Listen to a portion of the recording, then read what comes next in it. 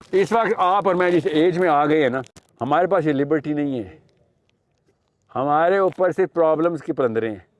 You have to see which is the biggest problem to solve, not which subject to choose.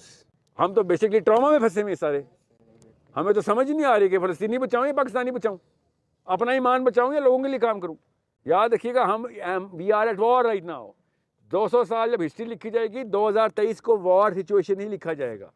हम किस किस्म के बेगैरत मुसलमान होंगे अगर हम इस वक्त वो वाली लग्जरी के अंदर जाएं कि जब हमारे बच्चे मर रहे हैं और हम बैठे हैं कि नहीं, मैं तो अपनी इस वक्त अपनी औज की फिक्र कर रहा हूँ। इस वक्त प्रॉब्लम सॉल्विंग में आए कि सबसे बड़ी प्रॉब्लम क्या है, और Israel is not the biggest problem. याद रखिएगा, एक बंदा काफ़ी होता है पूरी दुनिया को वक्त डालने के लिए। एक चिंगारी कहीं से लग जाए कि किसी बंदे को क्लियर हो गई बात। देखें, आपको पार्लियामेंट हाउस में प्रेशर डालने की टेक्निक सोचनी, वो protest is not one of them. Okay, you need to know who to connect and way to connect and way to hit.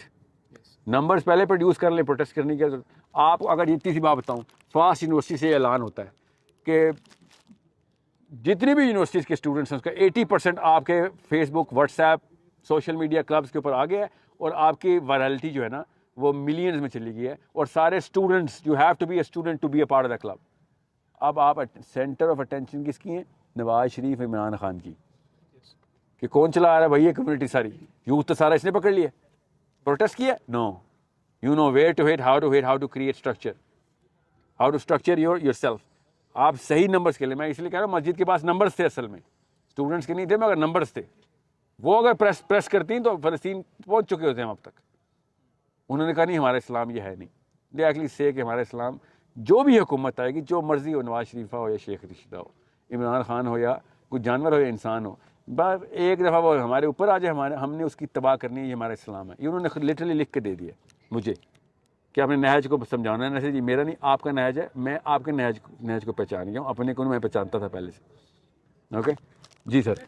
जब आप किताब पढ़ने की बात करें, हम जब कोई भी कुछ पढ़ने निकलते हैं तो आपको इतना कुछ, किताब पढ़ने की कभी बात नहीं करता होता, किताब लिखने की बात करता होता। याद, you should be writers of the same book.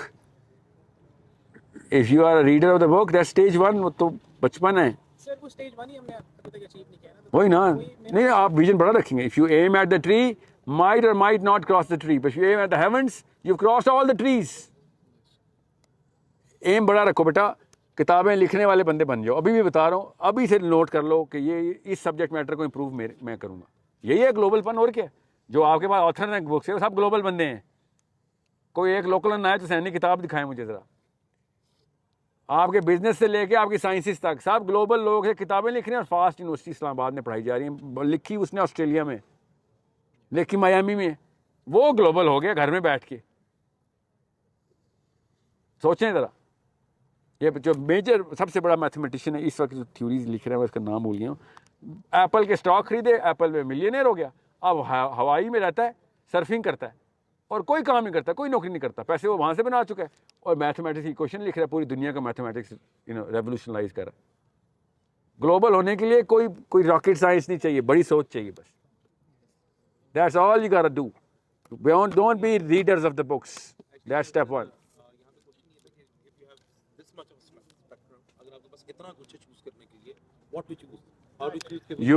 Amazing question. इस वक्त आप और मैं जिस एज में आ गए हैं ना, हमारे पास ये लिबर्टी नहीं है। हमारे ऊपर सिर्फ प्रॉब्लम्स के पंदरे हैं। You have to see which is the biggest problem to solve, not which subject to choose. Okay, काश ये दिन आए कि प्रॉब्लम बड़ी वाली सॉल्व हो जाए। फिर तो मैं कहूँ यार, आप तो औज पे आ अपनी।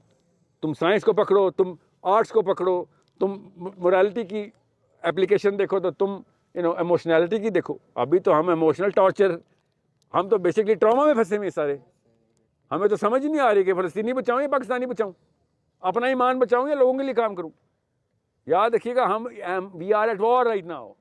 200 साल जब हिस्ट्री लिखी जाएगी, 2023 को वॉर सिचुएशन ही लिखा जाएगा। आप उस लग्जरी से निकलें, वो फैसिने यूटोपिया से निकलें कि ओ हमें तो फ़नून लतीफ़ा, तो पोएट्री एंड ऑल दैट। वो ठीक है, अच्छी बात है वो तो, मगर कौम इस हालत में हो तब ना। हम किस किस्म के बेगैरत मुसलमान होंगे अगर हम इस वक्त वो वाली लग्जरी के अंदर जाएं कि जब हमारे बच्चे मर रहे हैं और हम बैठे हैं कि नहीं, मैं तो अपनी इस वक्त अपनी औज की फिक्र कर रहा हूँ। इस वक्त प्रॉब्लम सॉल्विंग में आए कि सबसे बड़ी प्रॉब्लम क्या है, और Israel is not the biggest problem, याद रखिएगा। जैसे पाकिस्तान में भी हो रहे हैं काफ़ी इश्यूज, लेकिन उनको कोई वही ना भाई, मैंने कहा ना, बड़ी प्रॉब्लम सॉल्व करेंगे, छोटी सारी सॉल्व हो जाएंगी।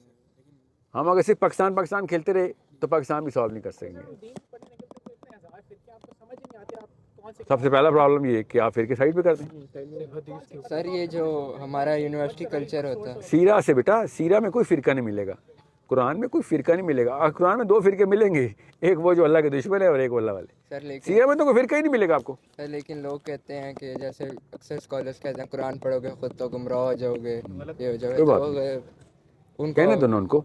खुद पढ़ना चाहिए। मतलब आप किस तरह, मतलब तफसीर भी फिर देखें, एक लेवल्स देख लें आप सारे। एक वो मोमिन जो गुमराह नहीं है, हिदायत पे है, हादी से बोलेंगे, हिदायत याफ्ता, सॉरी हादी तो अल्लाह है। एक वो जो गुमराह है, एक वो जो कुछ भी नहीं कर रहा। वो गुमराह वाले लेवल पे तो आओ एटलीस्ट। समझ लो वो ठीक कह रहे हैं तो कुरान ही ना पढ़ें।